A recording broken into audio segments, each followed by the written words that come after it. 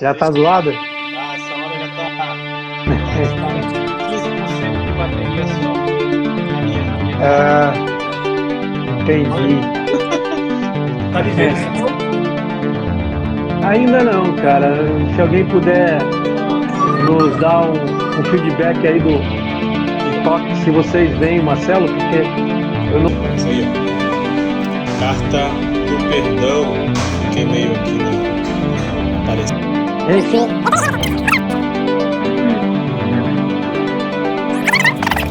Não sei o que aconteceu, mas vamos indo. Deixa eu ver. Quer que eu saia e volte? Acho que sumiu pra mim.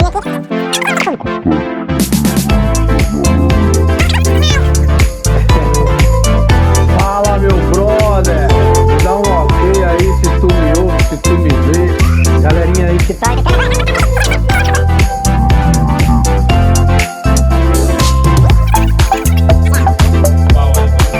Mas continuando agora.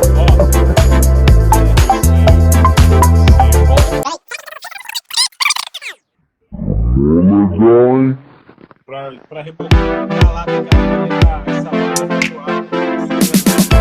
Então, pessoal, eu tô fazendo aqui as transmissões aqui no meu perfil, tanto no YouTube quanto no Instagram, hoje tá só no Instagram, sobre a carta de Paulo a Filemon, a partir dessa temática, dessa espinha dorsal do perdão. E dentro dessa dinâmica de estudar a carta a partir do perdão, eu estou trabalhando com a relação de Paulo com Filemon, depois a relação de Paulo com Onésimo, que é um personagem da história, e depois a relação de Onésimo com Filemon, que Onésimo, ele é escravo de Filemon. Nessa época, sim, tinha escravos, não é como a gente pensa hoje, mas existia a escravatura, estava liberado, e Paulo trabalha com esse retorno de Onésimo para o seu senhor, né, para o seu chefe, que é Filemon, sob essa ótica do perdão, porque muito provavelmente Onésimo, que é o escravo, deve ter causado algum dano, algum prejuízo, e Paulo intervém nessa relação para que o Filemon, que é o chefe, aceite de volta Onésimo, que é o escravo, porque Onésimo agora é um irmão em Cristo. Então, Paulo está ali como se fosse o apaziguador da treta, e a carta trabalha com diversos temas, e o principal, na minha ótica, é a visão do perdão. Por isso que eu coloquei Filemon, a carta do perdão. E antes de iniciar essas lives, que eu faço toda segunda-feira, às 9 da noite, eu pedi para o meu amigo Pablo também dar ali uma atenção para essa carta, para dar uma estudada, uma analisada, para que algum dia a gente pudesse se encontrar e bater esse papo sobre as nossas impressões, sobre os ensinamentos que a gente conseguiu tirar dessa cartinha de Paulo a Filemon. Então, em resumo, é isso que está acontecendo. E aí, Pablo, eu deixo que você possa dar aí algum apontamento seu, da sua parte, da sua impressão até agora, dessa carta, da parte que tu estudou, o que tu achou, que depois eu dou um esboço geral do que eu falei até agora. Pode falar o que tu quiser aí. Legal, meu amigo, legal. Desde que você nos fez aí o convite, né? É óbvio que a gente vem acompanhando de fato essa tua batalha aí pelo fato de expor um pouco, né, das escrituras nos modos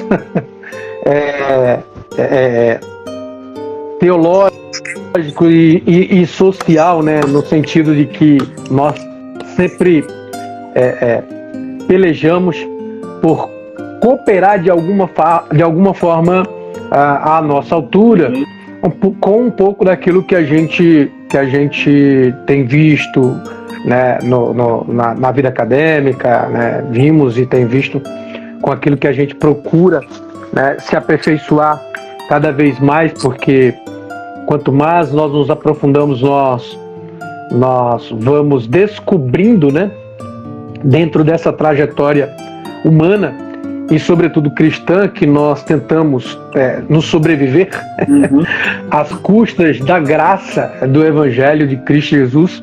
E dentro desses materiais, né, quando passamos, né, com a contribuição dos apóstolos, né, com a contribuição de Paulo, que tem aí também um dos maiores materiais a nível de quantidade de escritos ali no Novo Testamento, embasado, né, a partir da sua conversão, que é impactante, e o quanto ele se relaciona humanamente, alavancando, né, construindo junto ao cristianismo uma nova história para o povo de Deus, né?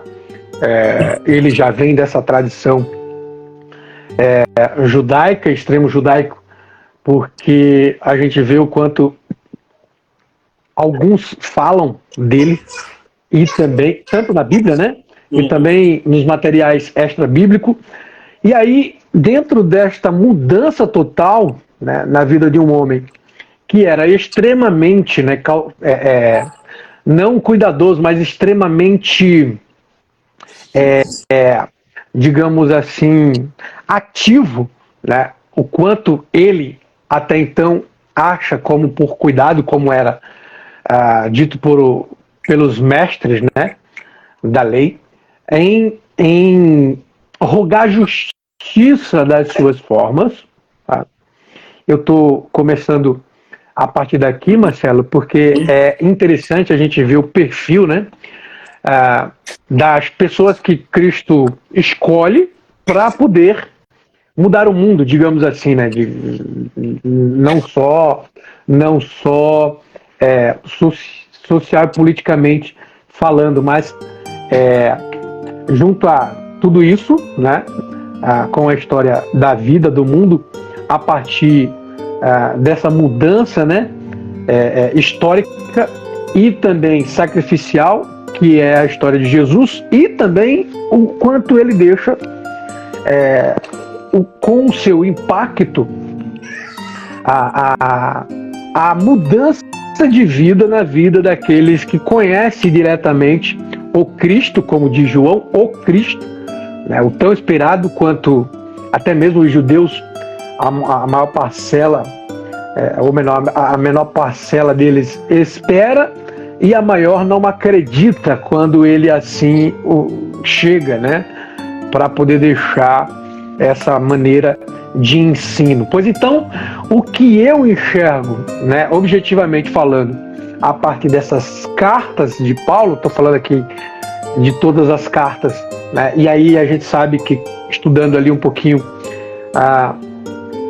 do começo, né, do contato, do panorama do Novo Testamento, né, como tem técnicas de estudo para isso, tanto no Antigo como no Novo, começar paulatinamente ali vendo esses detalhes, né, unilateral, de formas como é escrito, né, primeiro inspirado por Deus, e escrito e deixado através desses escritos este legado de impacto, né, vivido na vida dessas pessoas que seguiram Jesus, né, ali enquanto vivo, e depois, após a sua morte, né, deram a sua própria vida para poder testemunhar e rogar o quanto esse cristianismo impactou a vida deles, mudou a vida deles, e através dessa mudança há uma transformação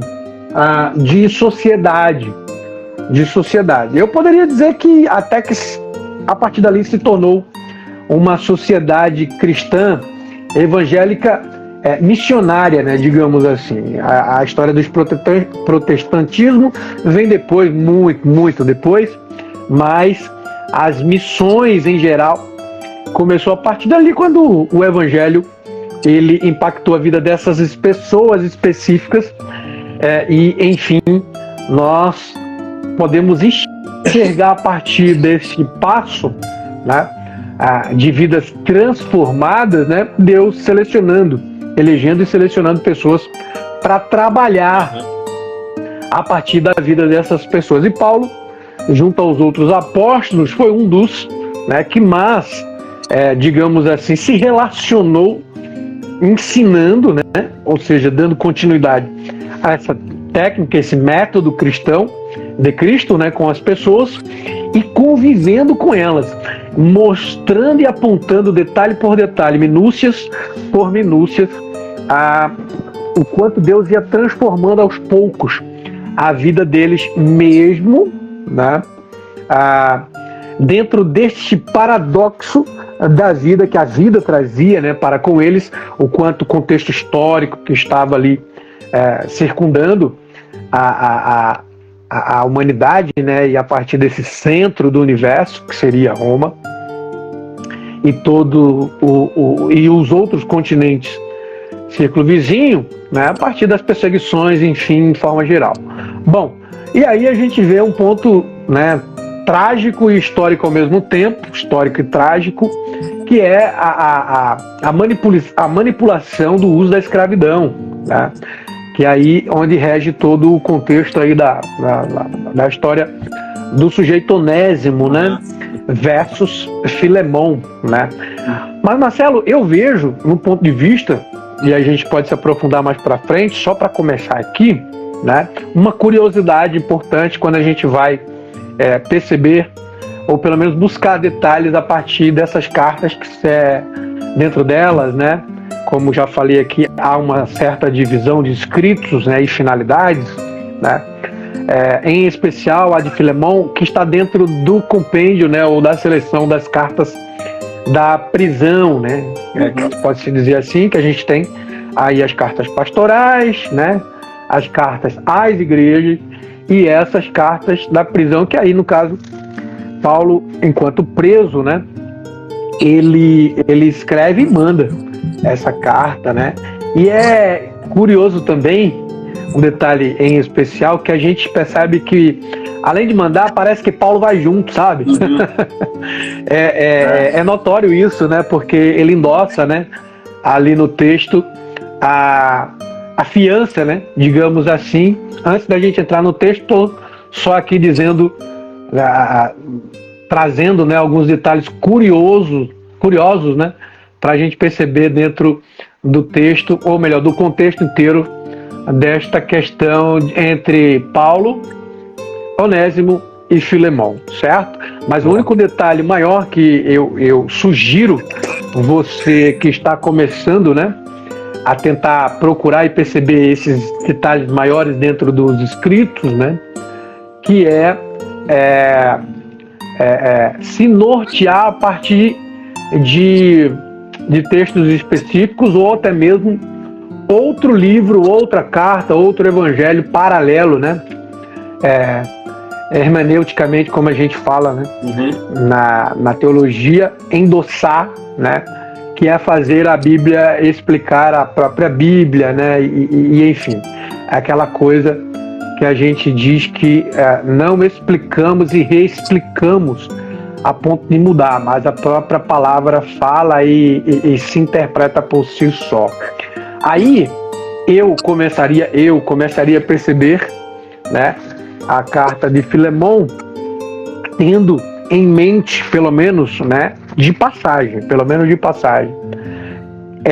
o que Paulo escreve à igreja de Colossos, né, que aí é aquela cartinha aos Colossenses, né, que em contexto de linhas gerais, eles estão ali entre Colossenses e Filemão, né, de forma paralela, né, ou seja, só dando uns toques aqui, né, a gente vê Paulo, né, que não, né, especificamente fundou ou criou a igreja de Colossos, né, mas pelo menos sendo um pastor, né, tutor, digamos assim, um pastor tutor não presente, né, especificamente desde o começo em sua totalidade de Colossenses, mas a gente vê lá, né, Epáfras sendo ali, né, uma figura ideal para este fundamento, né?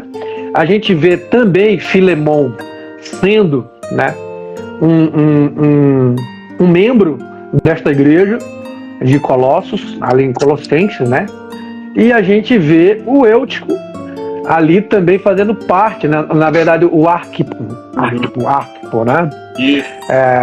Fazendo parte aí deste enredo que entrelaça, né? E aí você vai ver todo aquelas divisões, né, dos escritos de Colossenses, né, Paulo endossando um certo sermão meio que cristocêntrico, né, e melódico no sentido de, a partir do primeiro capítulo, parecer ou ser uma melodia, um cântico, né, quando ele explica esse pedaço ali, a partir do capítulo 1, versículo 15 em diante, até o 25, ou 20, pelo menos, que são o centro ali da raiz, né, do que tudo ele vai falar adiante, né, para poder deixar na conta de Jesus Cristo, né, como fundador, né, e centro de todo o cosmo, né, seja a partir da criação, tá, de coisas visíveis e invisíveis. E aí, mais para frente, ele vai tratando. Não curiosamente, né, a gente vê lá na frente, na carta de Filemon, né, a Filemon, né, Paulo, né, já tratando a questão do perdão. Reconciliável, né, há perdão, por incrível que pareça, que não há uma reconciliação. Lógico que isso não é bíblico, mas dentro do nosso, trazendo para o nosso contexto do dia a dia, né, o centro do assunto, que é Paulo, como se estivesse printando, né, algo especial ali e pessoal entre ele e Filemon, para tratar do assunto de Onésimo, né, que aí a gente não vai aqui, creio eu, né, dividir certinho ali, porque já está nas suas aulas lá, nos seus iniciais materiais, a divisão, certinho, objetivo, contexto, né, histórico, regional, enfim. Mas, né, endossando essa conta, né, dele, né, batendo no próprio peito, olha, põe na minha conta, como né, Cristo colocou na conta dele. Toda a especificação, né, deste resgate e restauração que ele faz com os seus, né, ou para a humanidade, entre a humanidade e Deus, né, fazendo com que essa separação ela tivesse uma restauração e voltasse. Veja que curioso. E aí eu encerro a minha apresentação das minhas linhas gerais e notórias observações dentro deste assunto da carta de Paulo a Filemon. Tá? Então, você que entra agora, já entrou na live e a gente não costuma ficar o tempo inteiro, entra e sai, né? Como de costume, mas se você permanecer, você vai ver aqui o que a gente vai falar mais adiante, mas a minha observação de abertura, né, de impressão dentro do assunto do perdão é este retorno e essa reconciliação que a humanidade sempre careceu, né? Sempre se voltar para Deus. E aí sim, né, há também detalhes que Paulo faz a partir disso, né? Você, paralelamente comparando aí, né, o que ele escreve para os Colossenses, e logo em seguida, ali meio que no período, a gente vê Paulo pegando especificamente um assunto de um dos irmãos daquela igreja de Colossos, que agora está em outro lugar em particular, teve um problema, e dizer, olha, agora vamos pôr em prática aquilo que nós já sabemos. Portanto, como ser humano, nós temos toda a dificuldade, tá? Então vamos restaurar essa questão, porque se não há uma restauração dentro desta reconciliação, né, o perdão de Deus, inicialmente, na pessoa de Jesus, é em vão, né? É o que ele vai falar para os coríntios de alguma forma, né? E aí a gente vê também esta palavra de restauração e reconciliação, pelo menos em algumas 4 cartas, né, de Paulo, falando sobre isso a algumas igrejas. E por aí vai. Boa. Ô Pablo, tu continua sem me ver aí? Eu continuo, cara. Continuo. Faz o seguinte, rapidão. Dá uma saída e volta, porque é muito ruim conversar sem tu me ver. Eu tô te vendo. Sem ver, né? Dá aquela saída, Entendi. eu continuo aqui e já pede para entrar de novo. Rapidão, vê aí. Tranquilo, meu brother. Vai lá. Você me manda o convite, tá bom? Tá bom, vai lá. Pronto. Pessoal, o Pablo tava ruim aqui para ele, não estava conseguindo me ver lá de onde ele está. Agora eu pedi para ele voltar aqui, para ele entrar para ver se ele consegue ver minha cara. Senão fica ruim, né? Ele tá vendo lá um borrão preto lá, apesar que não vai perder muita coisa, mas ele perde a expressão que eu tô aqui, né? Olhando, observando, fica meio que complicado para ele conversar com alguém assim, né? Então, ele deve estar entrando aqui. Ô, Pablo, tu acha que tem que pedir para entrar aí, Pablo? Pede para entrar aí que eu já te coloco aqui na hora, como tu fez da outra vez. Aí vai, aperta no... Aí. E agora, tu tá me vendo? Não, continuo não te vendo, cara. Eu não sei o que está acontecendo, mas, enfim, Agora, vamos. tu tá vendo alguma coisa? Tá vendo um fundo branco agora, não? Também não. Não. Não, cara, eu não consigo ver. Deixa eu fazer aqui Que alguma coisa doideira, aqui. eu tô aqui, É, rapaz. Olha só. não sei por quê, cara. Não sei por que insisto tanto em te querer, Marcelo. Mas vamos, vamos adiante, porque por Cristo tudo e pela esquerda nada. É isso Vamos mesmo. Ó. embora.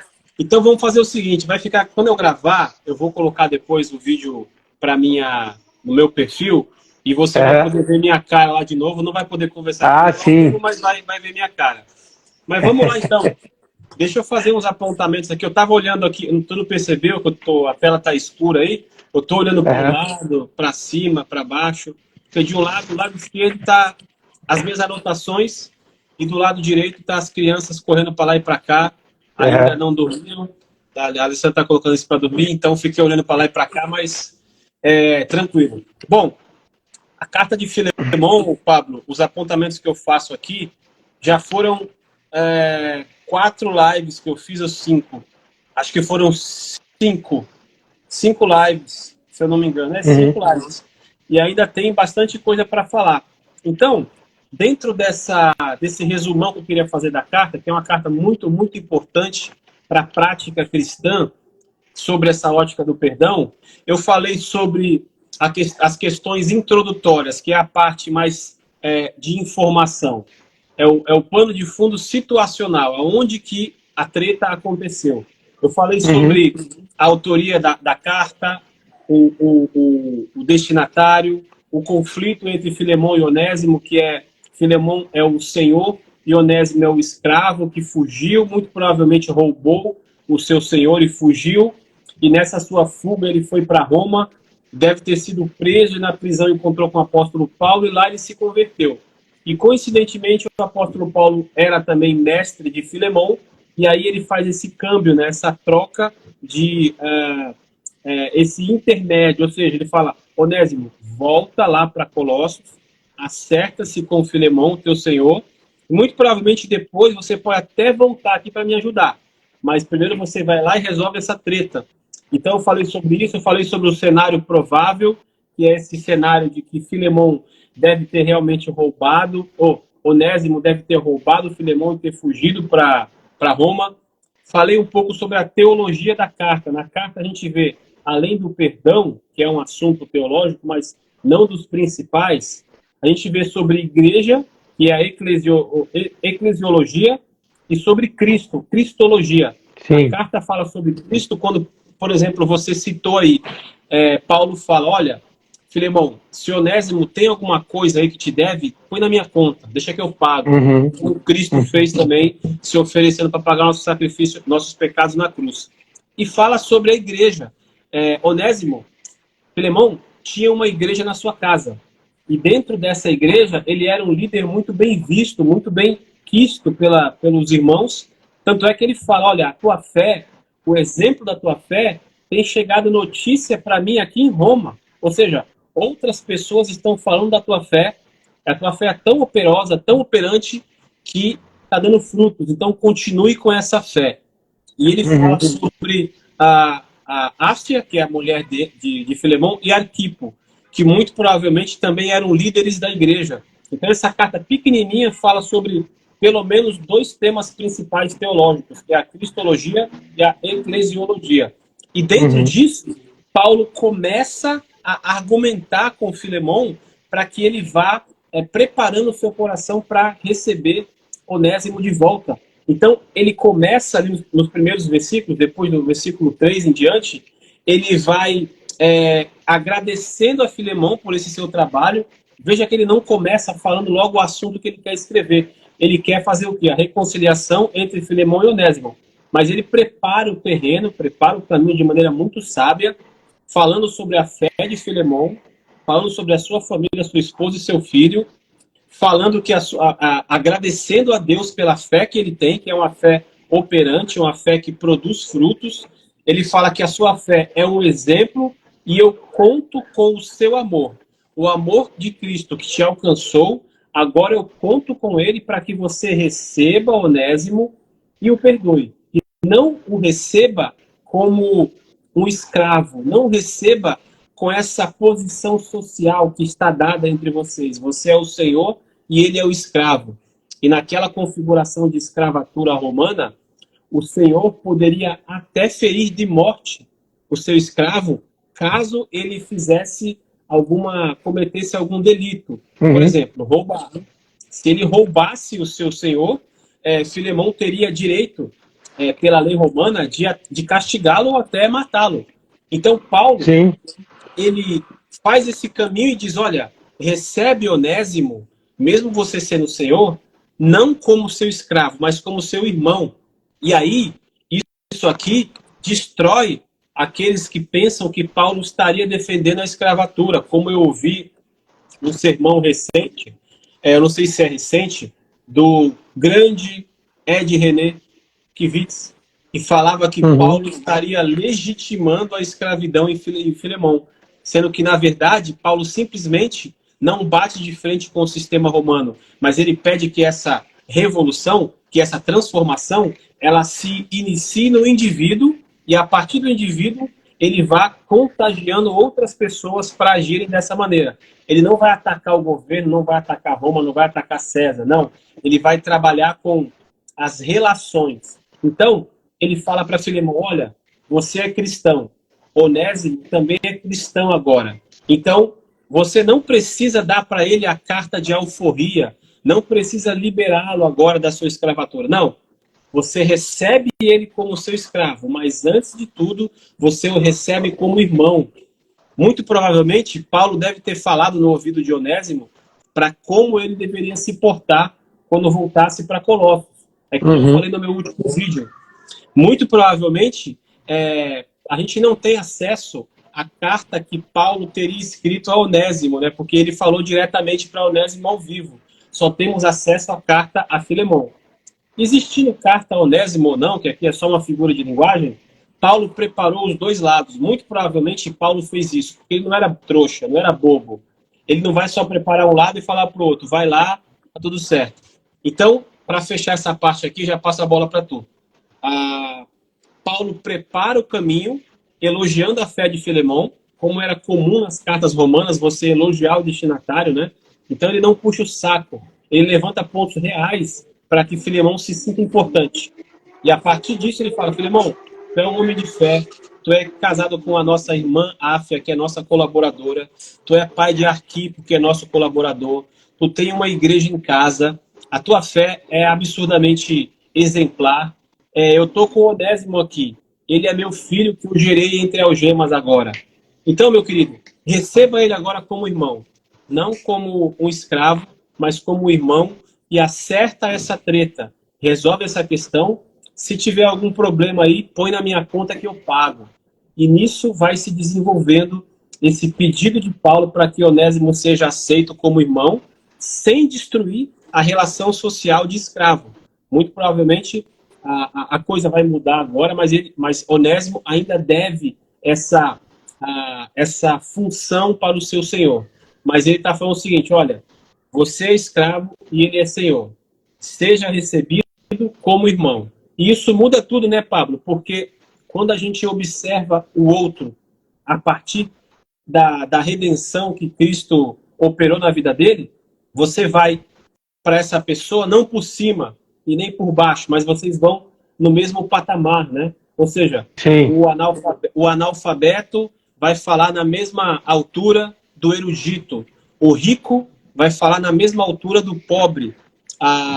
a mulher na mesma altura do homem e o escravo na mesma altura do Senhor. Não que eles troquem de posição, mas que perante Cristo e perante a vivência na igreja, os dois têm a mesma importância e partem do mesmo ponto de partida, que é o quê? A própria cruz de Cristo que os alcançou.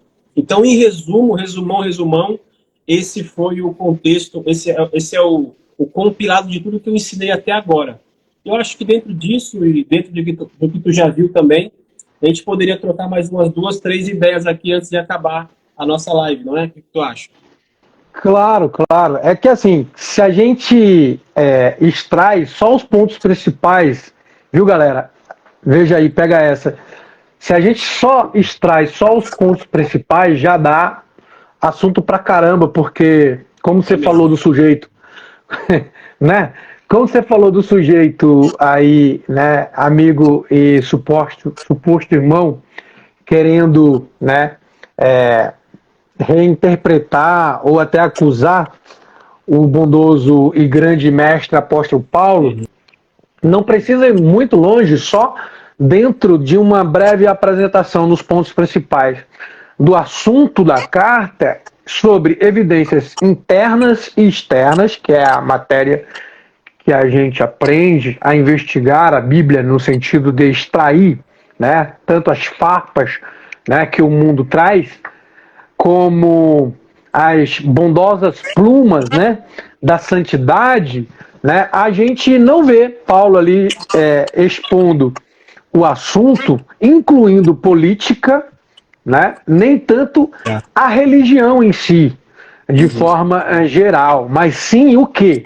A teologia prática, né, como tem, você colocou aí na sua apresentação do que você, seu esboço, né, do que você já fez, né, e também a partir dessa teologia prática, né, essa questão da comparação cristã na pessoa de Cristo para com quem agora se dispõe a viver uma vida cristã, rompendo, né, misericordiosamente uma vida mundana, né, aos poucos, e cremos, né, vendo esse enredo, né, da petição de Paulo, quase que jurídica, né, entre a amizade que ele teve com o Filemão, né, para poder libertar, né, espiritualmente Onésimo, não fisicamente. E veja como é a prova maior de que Paulo não estava pregando uma revolução, né? Totalmente eu assisti, Marcelo, totalmente contrário.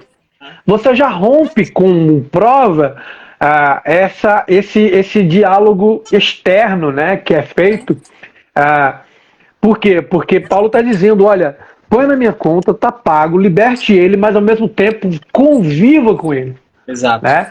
E há, em outros comentários que eu já vi, o interesse de Paulo querer que Onésimo retorne para ele. Né? De tão importante que Onésimo, até no sentido da própria palavra, né? A palavra Onésimo, né, se chama, tem aí, né, a interação de ser, a integralidade de ser útil, uma pessoa útil, um ser útil, né?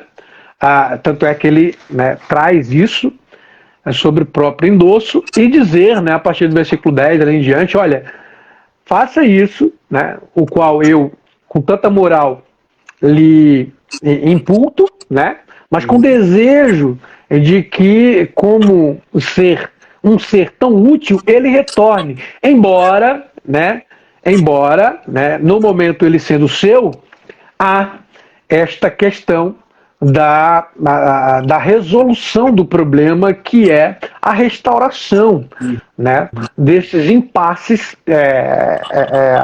familiar, digamos assim. Por quê? Porque mesmo sendo escravo, né, os próprios escravos acabavam fazendo parte da família dos seus senhores, né, de tanto que eles conviviam, né, mesmo sendo propriedade, né.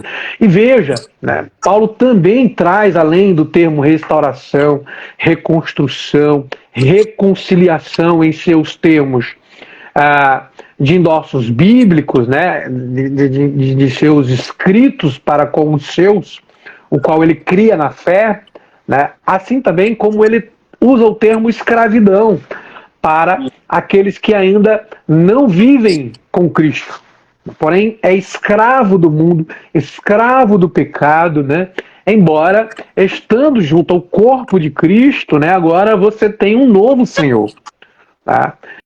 E aí é isso, esse paralelo que a gente vê, né, biblicamente sendo ali exposto. Outro detalhe maior, como prova, né, que ele não quer pregar esta revolução e sim, né, a acertar, né, os termos espirituais, porque Paulo, a partir da sua saudação, né, quando ele vai a chegar até o ponto do assunto da carta, né, ele abre em sua saudação a partir da graça, do amor, né, que Deus tem para com todos e a pessoa de Jesus, né? No entanto, parecer dizer que nós somos propriedade de algo ou de alguém por toda a vida. No entanto, nós estamos ligados, né? Então, espiritualmente, se você é cristão, mas é preso a problemas de emoção, de coração, de alma e de sua própria humanidade na pessoa, não há, né, uma possibilidade dessas coisas comungarem, caminhar junto como um casamento, né? Ou seja, está ligado a Cristo, mas em algum problema pessoal eu peço a Deus para sair-me deste contexto espiritual e bíblico, que é um cosmo, né, ali, digamos, de situação, para poder resolver pessoalmente com as minhas forças, né, humanas e não espirituais, a par, né, de uma espiritualidade. Veja, a própria ciência, ela é uma criação humana de uma certa forma, né, como cooperação, ligada à religião de alguma forma, né? Eu falo no sentido da criação humana quanto à ciência, porque é desenvolvido em sua maioria dentro do seu contexto, né, acadêmico, de forma humana, porém, de alguma forma, de força maior, né, dada por Deus. Tudo bem. Mas a religião, ela nos foi deixada, e haja vista aí, dentro de todo o contexto da religião, mais o cristianismo, de que todas as outras esferas da religião nos foi deixada por estes contextos e textos apostólicos, né, para justamente nos fazer como criadores colonizados, né? Eu dou uma certa explicação fazendo uso de um tema que você pode até pesquisar na internet como, abre aspas, uma forma superior de inteligência à religião. Porque o próprio termo, né, é dado para nos ligar e religar de alguma forma a algo superior, né? E nós, como cristãos, temos o nosso Senhor, né, de todos os santos da Igreja de Cristo, o nosso Senhor Jesus Cristo. Então, o nosso Deus e Pai, né, ele nos visita a partir do Espírito Santo com essa integração da igreja. E fora dessa potencialidade, né, nós só podemos adorar a deuses e não a um Deus só. É o que a gente vê a partir do Novo Testamento. Cristo deixando a igreja para essa religação com Deus, né, dentro da sua própria justificação. E esse papel do evangelismo de Paulo, curiosamente, encontrando ali divinamente aquele encarcerado, eu falo, gente, porque eu tenho uma própria experiência. Eu sou capelão, né, tenho experiência de capelão prisional, então você vê diversos, né, compatições de pessoas ou para com pessoas, quando você é impactado diretamente dentro deste setor, desta gama da sociedade, que é o encarcerado, né, o preso, né, que está ali de alguma forma para a sociedade, ou refém dela, né, dentro do sistema, né, preso, né, encarcerado, sendo um certo escravo. Então, todas as gamas da religião, de alguma forma, vai tentar explicar essa religação, porém, as práticas do cristianismo a partir das grades da igreja, eu falo grades como esfera, né? Como contexto, conteúdo, né? Do qual nós estamos ali em um regime cristão, né? Digamos assim, liberto, né? De todas as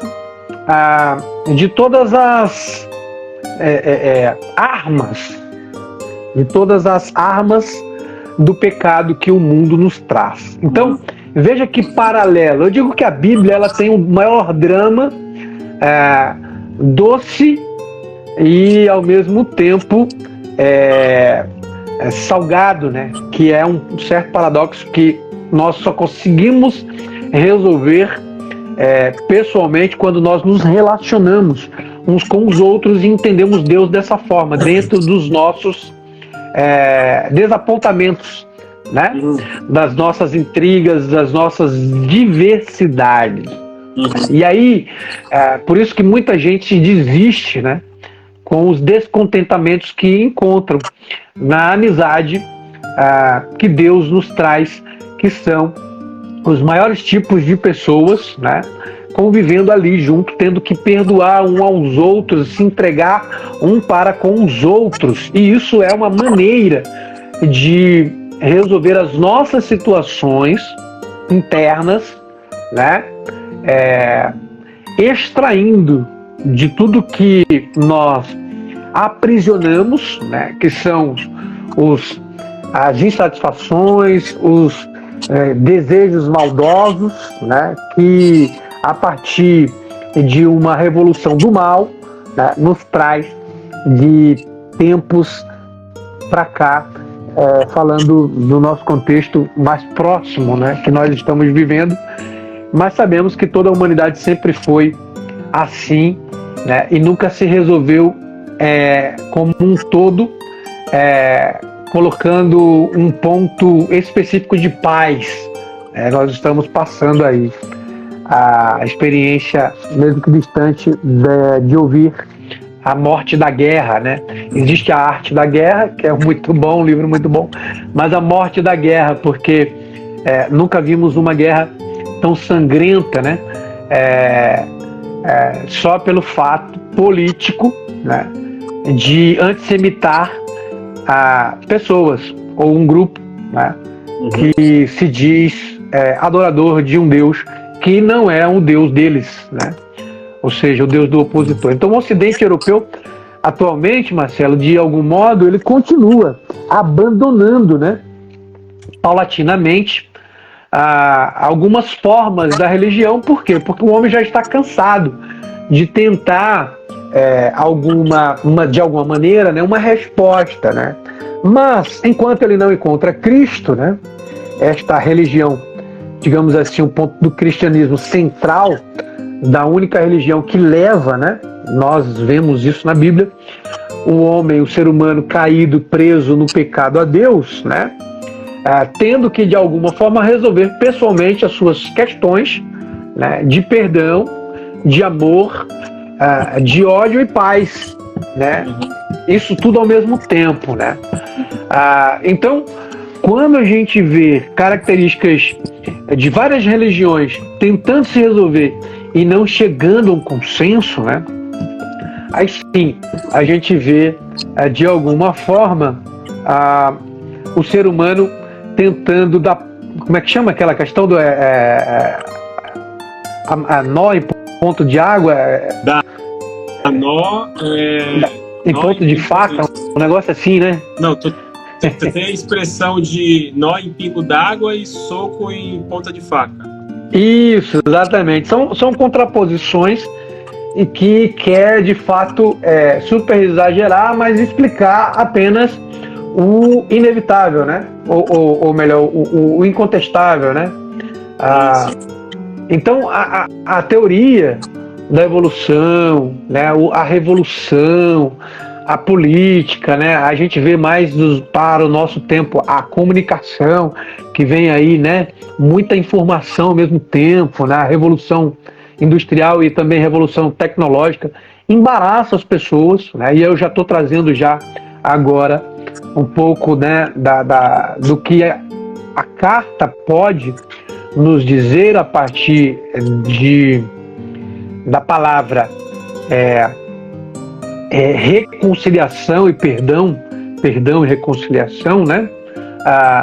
Se não é possível, nós vamos continuar embaraçados em toda essa poluição, né, de ideologia que faz o homem, ou do homem, né, escravo, e caminhar em círculos e nunca chegar em lugar algum, certo?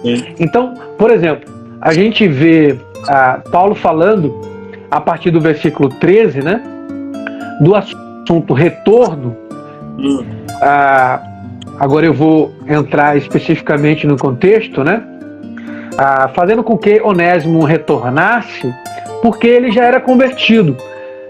Caso contrário, ele por si só não teria forças nem coragem, porque nós não temos cara enquanto nós devemos, né? Mas veja, ele ainda continuava sendo um homem devedor, né?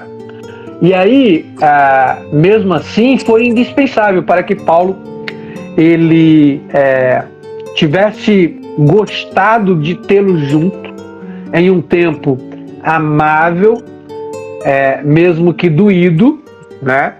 Pregando, eu imagino, né, a Onésimo incessantemente, e Onésimo dizendo assim, né, não, na minha vida não tem mais jeito, porque eu sou um homem mais dos miseráveis possíveis e não tenho condições de resolver o meu problema, né?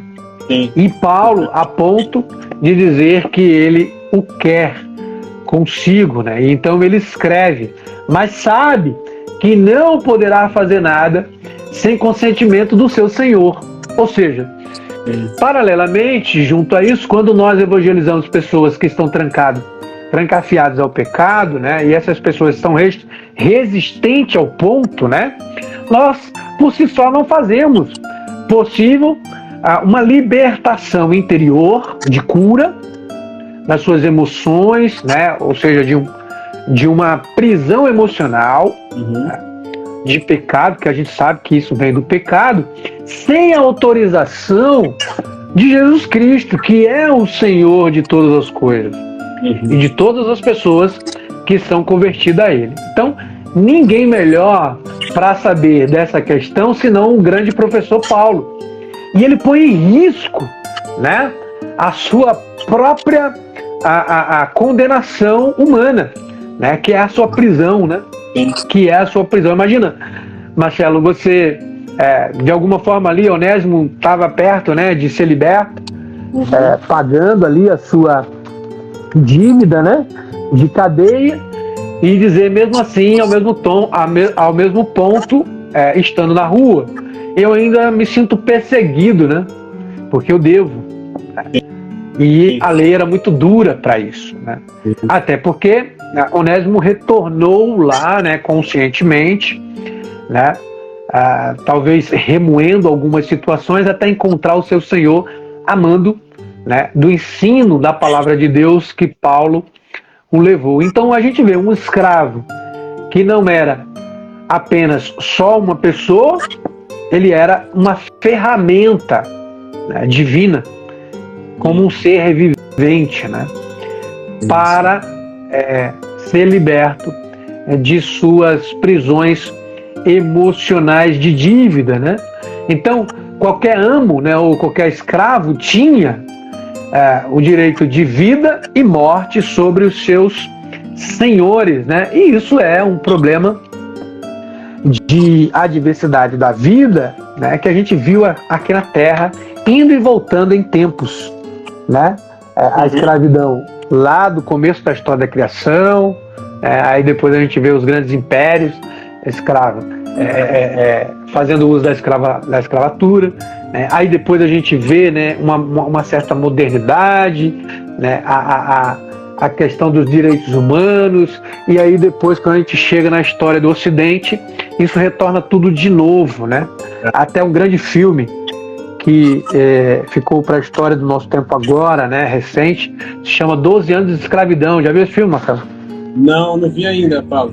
Cara, é muito top. Quem está acompanhando aí já viu ou ainda quer ver uma grande obra, é este filme, né? É este filme. Ele conta historicamente um escravo lutando, né, por seus problemas ali na fazenda, né, na sua prisão com o seu senhor, e é um filme assim muito melancólico, né, duro, sofredor, é um filme pesado, mas que mexe, foi até